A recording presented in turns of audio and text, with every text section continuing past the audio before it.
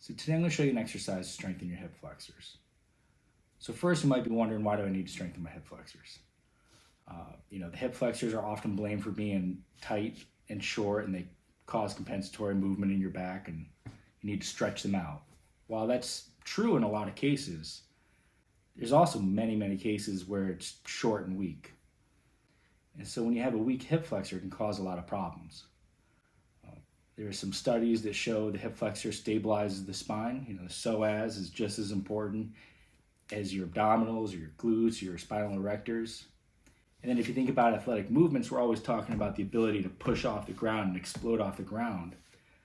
But in athletic movements and running and sports, you need the opposite motion to balance it out. And that opposite motion of extending one hip is flexing the other. So you need to be able to flex that hip to get proper extension on the other side.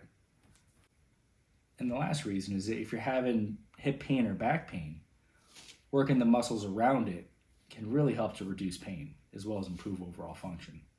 So I think I first saw this exercise on one of the social media things. When I first saw it, I was like, oh my God, that looks way too much.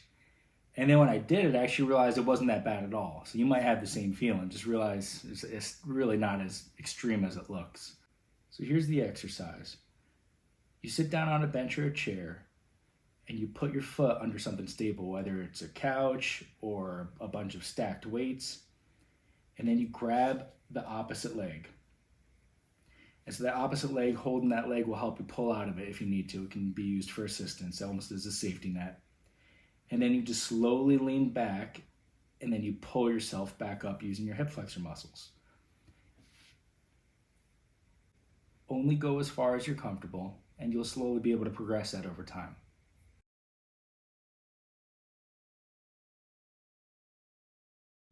One of the reasons I like this exercise is because it's closed chain. Closed chain movements really change the overall neuromechanics of things. So with the foot on the ground, the movement comes from the hip, so the hip has to do a lot of work, and it really helps to isolate that. The opposite type of exercise, like a straight leg raise, your foot is in the air, and that can be a little bit more difficult because you're not getting that same proprioceptive input. The second reason why I like it is that it's asymmetrical. If you followed any of my videos, I love asymmetrical movements, where you're using one leg at a time. Because this alone makes it a test. If you do 10 of these on each side and one side's a lot weaker, now you have a deficit that could potentially maybe lead to another injury or pain. So you can work that out on your own and protect yourself in the future.